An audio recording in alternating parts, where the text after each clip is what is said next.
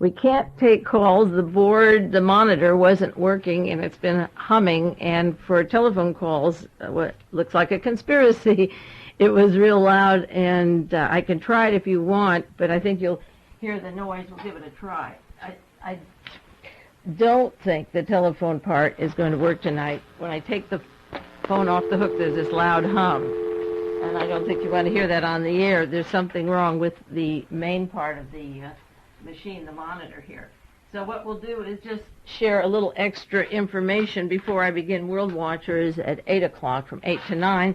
I brought in a lot of articles, and save your questions for next week, okay? And then we'll get caught up. We have a half hour to get caught up next week. But at first the machine wasn't working at all when I came in. I just sort of punched some buttons and hit the right button so the program can go on as usual. We were having trouble in the room with the main mic with a loud hum, but it seems to be okay. Last week I did get a call. Take it back. The hum's back. We'll keep going as long as we can. If the hum interrupts, we'll just stop, turn the machine off, and start over. As I say, we're having trouble with the board here with the stereo monitor. So the main mic wasn't working a few minutes ago when I came in the studio. So with luck, maybe we can do an hour-and-a-half program this evening. I did get a call last week, asked me about Reinhard Gehlen, Hitler's chief of intelligence. When did he leave the Gehlen organization? Gehlen was in charge of the armies of the East, and he had agents in the Soviet Union and Eastern Europe and all over the world. So in August of 1945, Reinhard Gehlen was flown to the United States to the Pentagon. He'd been working with Allen Dulles of the OSS and was taken to the Pentagon. July the 12th, 1946 was the formal beginning of the Gehlen organization, where Hitler's chief of intelligence was again to set up the intelligence for all of Germany. This time, May the 1st, 1947, the United States gave him $3 million to set up his compound in Pulauk, Germany, his headquarters for Gehlen, the construction. And in 1950, he was well into escalating the Cold War with his agents in Asia, Southeast Asia, Korea, and in the United States and in Germany. And he resigned. Gehlen worked straight through with the top Nazis that were supposed to be processed as war criminals, and with Henry Kissinger and Fritz Kramer and so forth. And he retired in May 1968 after Martin Luther King was murdered and Robert Kennedy was murdered in June. But in between that time period, in May, he went into retirement, and his successor was General Gerhard Wessel, W-E-S-S-E-L, who took over the Gehlen operation. He was always wanted by the Soviet Union for the war criminal that he was, and for the things that he did during the war and rearming Germany after the First War. Hell, he was a young person then. But he was succeeded by another team. It's a large group, the Gehlen organization. And then he sold the rights to his memoirs in 1971 for $1 million. And there is a very good book with a chronology of his life on some of his experiences. And so he phased out in 1968, and in 1971 he wrote his memoirs. He kept very active, and he worked with the East German and Asian and African Gehlen agents, and he had them stationed all over the world and in various countries and cells in the world, even in the United States. And of course in the United States, I first hit upon Reinhard Gehlen when I was working on the Kennedy assassination, because everyone in the Dallas-Fort Worth area or in New Orleans or Mexico that Lee Harvey Oswald and Marina knew seemed to be linked into a high United States German espionage agency. And it wasn't long after Kennedy was murdered and the Warren Commission hearings came out that I began my research and came right into the Gehlen organization. And of course Allen Dulles, who was on the Warren Commission, and John McCloy of the Warren Commission were the ones that brought him to the United States and then set up the network of Nazis after the war. In the book Gehlen Spy of the Century by Kukarich, it gives a diagram of where his offices were. He worked with NATO, he worked with the German Republic, he had agents in the Soviet Union and Poland, Czechoslovakia, other East Bloc countries, the Middle East. The Middle East is just a name for a place where Otto Skorzeny and Gehlen's top agents set up Sadat, Gaddafi, and Nasser, and the Nazification of the Middle East continued with the Galen agents. They mentioned Latin America. Well, there is Chile and Argentina and Bolivia and Paraguay and Uruguay and Brazil and so forth, Peru, Galen agents in all of those countries, and we'll talk more about that in about 25 minutes on World Watchers. Western Europe, that's a block of places where Galen had agents. He had them in every single country. Southern Europe, North America. And North America means from California to New York and from up the border of Canada down to Central America. And radio equipment, photographic equipment, laboratories, printers, teleprinters, bugging equipment, counter-bugging equipment, chemical laboratories, and so forth. Galen had departments of finance and special training and security and guards and couriers and public relations and press departments. It was the network of Hitler's entire intelligence operation combined with what our OSS had with William Donovan and with Alan Dulles, who was in the OSS, and I call that the marriage of the German intelligence and the German Nazi network to the United States. And what we see now in all these various countries is the product of that particular marriage. One example of that was in the news today is an article about the rock group KISS. I'm not particularly, they're not one of my favorites. I like music, but KISS isn't one of my favorite groups. But they had scheduled a concert down in Buenos Aires in Argentina, and the tour was called off. They were supposed to be there August 19th, 20th, and 21st, and they were told they would be killed if they played there. And an organization called the Nationalist Free Fatherland Command said that they don't want any degenerate Anglo-Yankees there, and the communiques were printed, God and the Fatherland or death. This you'll see more and more in every country, and even in the United States as this disease grows and spreads. Each person can say, well, that's not me, that's over in Argentina, and that's the same country that we're sending ovens built in Florida to that would take 300 to 400 people a day. And their disease, this fascism, will spread. And so this week it's KISS, and soon it'll be some other mild group and Joni Mitchell or someone else. And anyone who threatens to go down there and to entertain them will be killed, and God and Fatherland is the story. I'll briefly run down a few of the news stories that I took note of this week that I will not be putting on World Watchers, maybe later, but I'll share them with you in this time because, as I say, we can't take calls because the monitor system is broken. In case you just tuned in, it's Mae Brussell. We usually have a half hour of calls. We can't take them tonight because the stereo monitor is broken and you'll get a loud hum. In the first place, this Marvin Pancoast went to court and pleaded innocent by reason of insanity. He's the one that killed Vicki Morgan. This fellow had links to the agency that carried her book or was supposed to carry her book to people in the intelligence community like Mr. Bloomingdale, Alfred Bloomingdale. He evidently procured people, as one woman said, for videotapes in movies and sex parties. This Pancoast has a history that we're not aware of. They haven't told us whether he was in the Army, where he was trained to kill with a baseball bat. It doesn't take much sophistication, but to get out of it and have the high-powered lawyers is pretty good. So he'll plead insanity and waive his rights, evidently, rather than have a trial. And then maybe he'll go off to Ireland and join Dan White on one of Otto Scorzeni's 76 mansions that he left and be safe and wealthy and become a farmer gentleman later. Marvin Pancoast pleading innocent. Incidentally, that murder of Vicki Morgan was so shocking with the baseball bat. There's a new way to die in England suggested in case of a nuclear war that is even less sophisticated. Would you believe this? The San Jose Mercury this week had a story August the 13th. Dr. Barney Williams, a scientist, a medical doctor in England, said that there are not enough drugs stockpiled in the event of a nuclear war, so he recommended death by being hit over the head with a large stone. So you get yourself a rock. People in big cities will have the disadvantage. We country folk can get some rocks right out of our garden.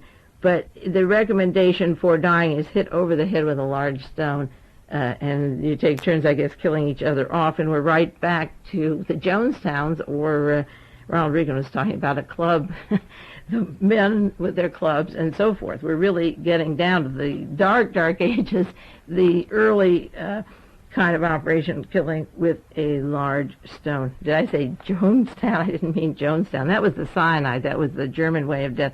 I was thinking of the cartoon of the Flintstones. That's the way, hit over the head with a large stone. So by 1983, this is the recommendation. We'll put the United States nuclear missiles in Europe and in England, and if there's an accident or it spills or we have a nuclear war, hit the person around you or yourself over the head with a large stone.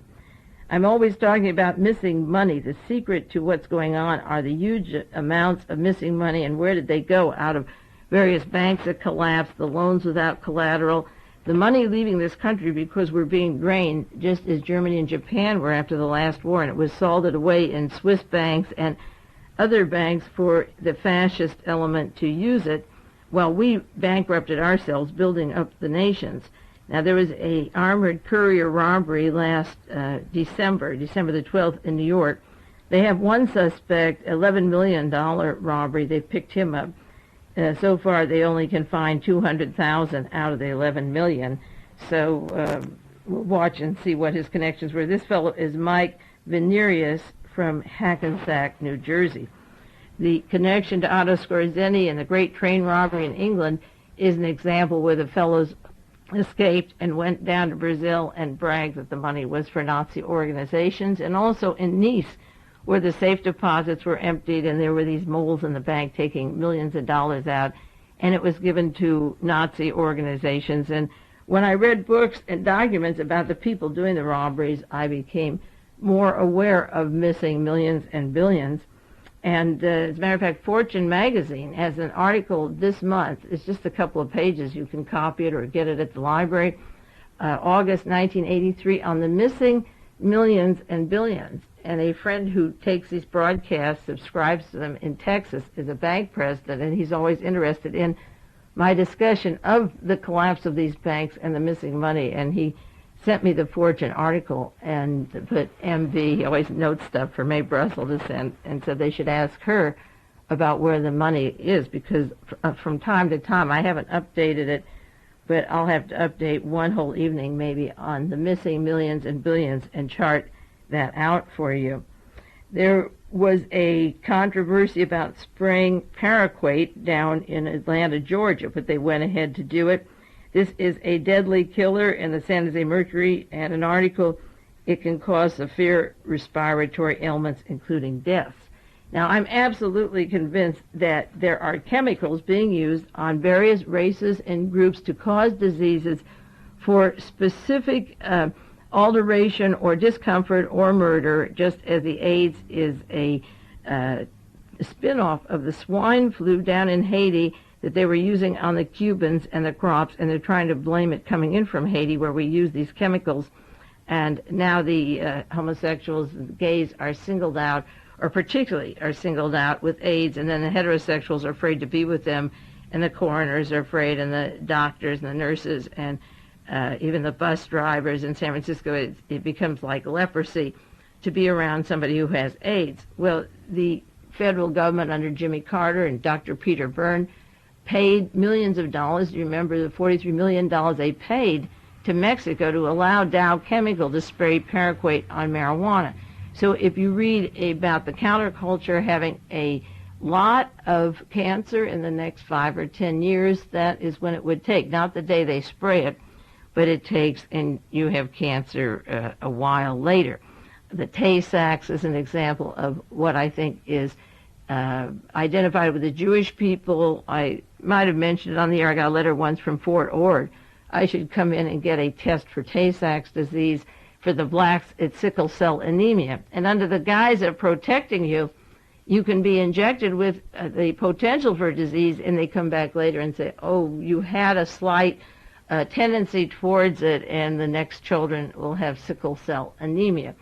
The swine flu was a tested at Fort Dix at the Army, and there never was swine flu in this country. As long as we have those chemical compounds being put together in Atlanta, Georgia, we're going to have diseases spread, and there's segments of the population being singled out. The Legionnaire's disease was in Pennsylvania at the hotel, and there was controversy about who owned the hotel, how they lost the holdings after this particular thing happened.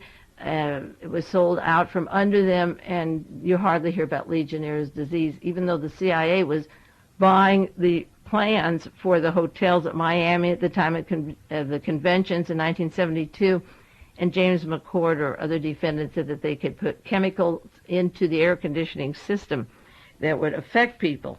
So right now they're talking about maybe spraying California to put paraquat into the marijuana. Now, it isn't that this government doesn't want marijuana, because we're importing hashish from the Jamails and from Israel, from the Middle East, from Lebanon and Pakistan and Iran.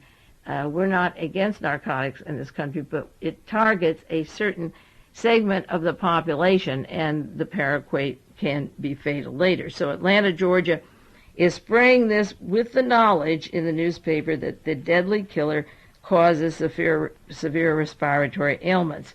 I often run down the single diseases that affect segments of our population and repeat this from time to time on the air, because a lot of people are not aware that segments of the population have been targeted and identified, and that these diseases are hitting those particular people. I will upgrade the Carter-Reagan papers. I haven't done much on that. I've saved a lot on Representative Albosta. He now wants to see the papers of William Casey, James Baker, David Gergen, the Assistant to the President for Communications, Francis Hodsall, Hodsoll, Chairman for the National Endowment for Arts, and Robert Gray. Now, Robert Gray worked with Edwin Wilson with Task Force 157 with the CIA, and he was suspected right away of being responsible for stealing papers of Jimmy Carter to help Ronald Reagan, and then he's working with a position with Ronald Reagan at the present time. He has a public relations firm in Washington. They've asked for information on these people. This is a bigger story than most people realize, and the invasion of Chad or Honduras or the troubled Lebanon takes away from the involvement of this story. But the crux of the paper story is that a lot of people never believed that Ronald Reagan was knowledgeable on the issues that he got up and debated about. And he always said we need tight security so people won't take documents out of the government, out of the National Security Council. Yet people from the National Security Council and people in the government were supplying him with information and coaching him by the minute down in the basement. Gene Kirkpatrick and George Will and various people were coaching him on how to answer questions, and he was given an equal chance to get up in front of people and know the answers to things that he wouldn't have known otherwise. And that is really unfair, because if he's not knowledgeable on these things, we should know. At the time of William Clark's hearings for National Security Chief, he couldn't answer questions about countries, the presidents, the locations of countries, the vice presidents, and yet he is totally directing the war in Central America and as many other places as he can. He has interests that go back to Reinhard Gehlen and the German Gehlen Nazi organization and counterintelligence in Europe before he even became a bigwig in helping Ronald Reagan in California. He was in military counterintelligence. And counterintelligence involves lies and telling stories and taking things from people or planting evidence. And as a spy, he's done his work well. He doesn't have to know the countries. All he knows is that communism is bad and anything that's anti-communist is okay. And if the president is more anti-communist than the candidate who was the current president at the time, anything is right to get him into power. This is the thinking of the intelligence community, and that's the way it operates. There's no honor among thieves, and that's how Ronald Reagan made his image look good at the time of the election. Incidentally, if you just turned in now and you're expecting calls from Mae Brussell, we're not taking the talk show tonight. The monitor here is broken. We're even lucky to be able to be on the air without a hum. The hum may begin in a little while. Right now it isn't humming It's lucky it was on this afternoon, and when I came in the studio, it was terrible. So there's a loud buzz if we turn the switch on the board up to the phone, and it's impossible. You take the phone off the hook, there's a terrible noise. So write down your questions. Don't call the house because we'll share them on the air, and we'll do it next week. In the meanwhile, I'll talk with you about a few of the items that are in the news that are of interest or should be to you. The Civil Liberties Union in Los Angeles has obtained 180 boxes from the Los Angeles Police Department that were taken from J. Paul in the police department to a garage in Long Beach into a $100,000 computer belonging to Larry McDonald and Roy Cohn and Admiral Moore, to the military, to the Assassination Incorporated headquarters in Atlanta, Georgia, to the mob syndicate tied in with Roy Cohn. These pieces of information that were supposed to be destroyed 10 years ago are still existing, and J. Paul works with John Reese, whose wife ran the House Un-American activities at the time that Senator Joe McCarthy was there. Oh my. This is what I'm... Let's see if we can switch this off. This is the humming we had before.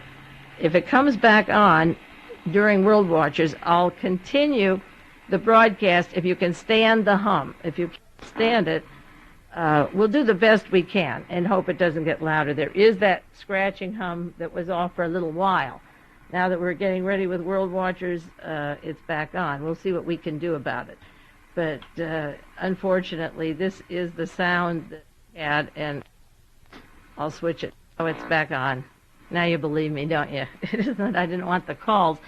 It was that this sound is on, and it gets louder. So I will do the 1 hour program starting from 8 to 9. If you can stand the noise, my luck ran out with the sound. But I will redo the broadcast and have tapes available if you want to get it without the sound, if you collect these. Some people tape them off the air and then send me self-addressed stamped envelopes, and I send the bibliography if you want that. If you want information on the broadcast, if you miss one or if the power is off, you can write to me, Mae Brussell, and you can write P.O. Box 939. The zip code is 93922. P.O. Box 22511. Carmel 93922.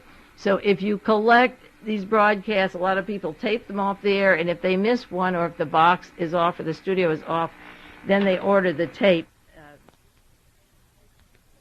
Make them.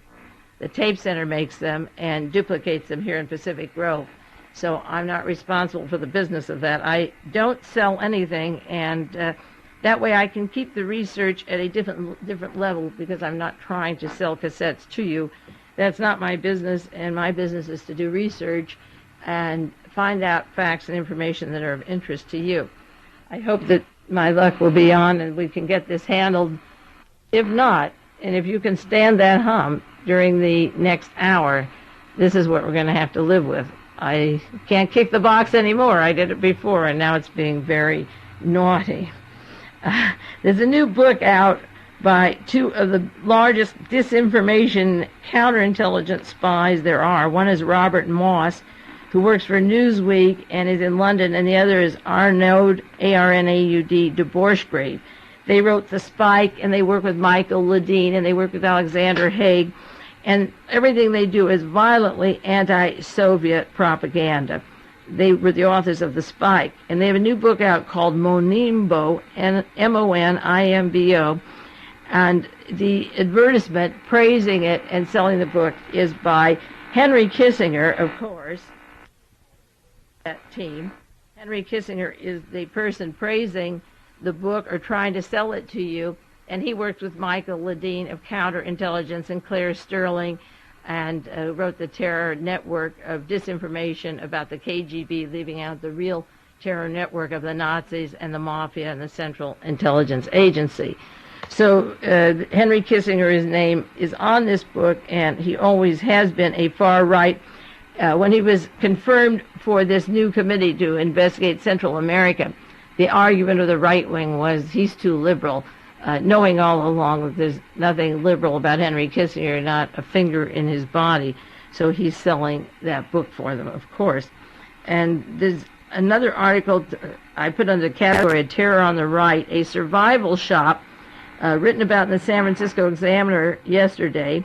But there are many of them all over the country. And this is run by Mike Pratt, who was involved with the Posse Comitatus and the right-wing church organizations that I did a broadcast or several broadcasts on a few weeks ago. They sell $25,000 a month in knives and guns, ammunition and masks. Oh my.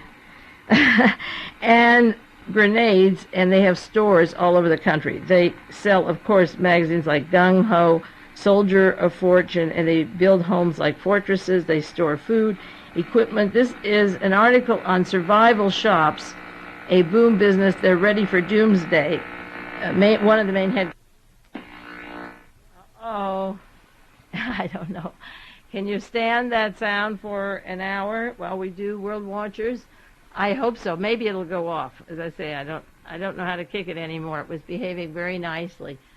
Maybe it's a conspiracy. It's being jammed. Okay, so we can't get on the air. I remember one night when I was over at Kids years ago. We went off the air, and it was Sunday night when I went in, and the tower wasn't working, and they investigated, and somebody had shot a .22 into the tower in some way, and it was off the air that Sunday night. And from time to time there were mishaps that, if one weren't paranoid, you'd think they were timed to happen this way.